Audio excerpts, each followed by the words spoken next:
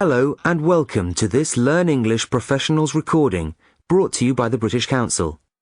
To find out more and to access language activities and audio scripts, visit our Learn English website at www.britishcouncil.org/learnenglish. Work skills. Relationship building. So, as we have seen then, relationship building is not the same as team building. When we talk about relationship building, we're talking about a competency in which we cultivate relationships both inside and outside the workplace with individuals and groups. I'm going to sum up by suggesting practical ideas of how you can all develop your relationship building competency. Tips that you can easily incorporate into your day-to-day lives in such a way that they will eventually become a habit. I'm going to talk about informal relationships, but as we discussed earlier, the ideas can be transferred to a more formal environment. First, I'll talk about initiating new relationships, and then I'll mention a few ways that you can practice developing existing relationships. Let's start off with the obvious. Common sense is always a good starting point. The first thing we should all do is to practice simple courtesies. This might seem like common sense to some people, but in actual fact, you'd be surprised at how many people do neglect these things. Set yourself a goal to say good morning to 3 people you normally wouldn't. We should also try to get to know colleagues outside the office. Ask people what their interests are.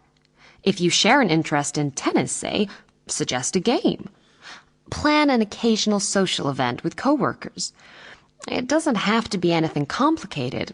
A coffee together, or a picnic lunch, for example.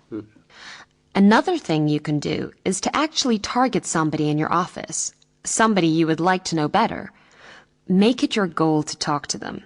Small talk is fine. Listen to what they say and take notice of the information you learn about their interests. Make sure you keep yourself up to date on what's happening in the world, too.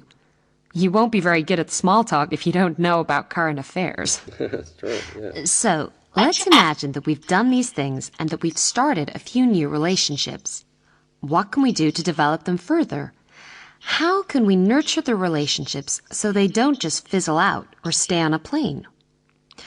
Well, for a start, we should focus on a person's good qualities and not on their deficiencies. Nobody's perfect after all.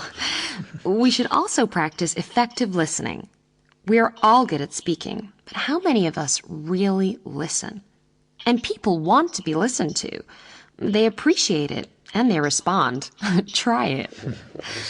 If we're in a conflictive situation with somebody, we should focus on the issue and not on the person. So we can hammer out a point of disagreement, but then shake hands and go for a coffee. Usually, it is an issue that is the problem and not a person. Choose somebody who you consider to be an acquaintance and make a point of learning something new about his or her interests.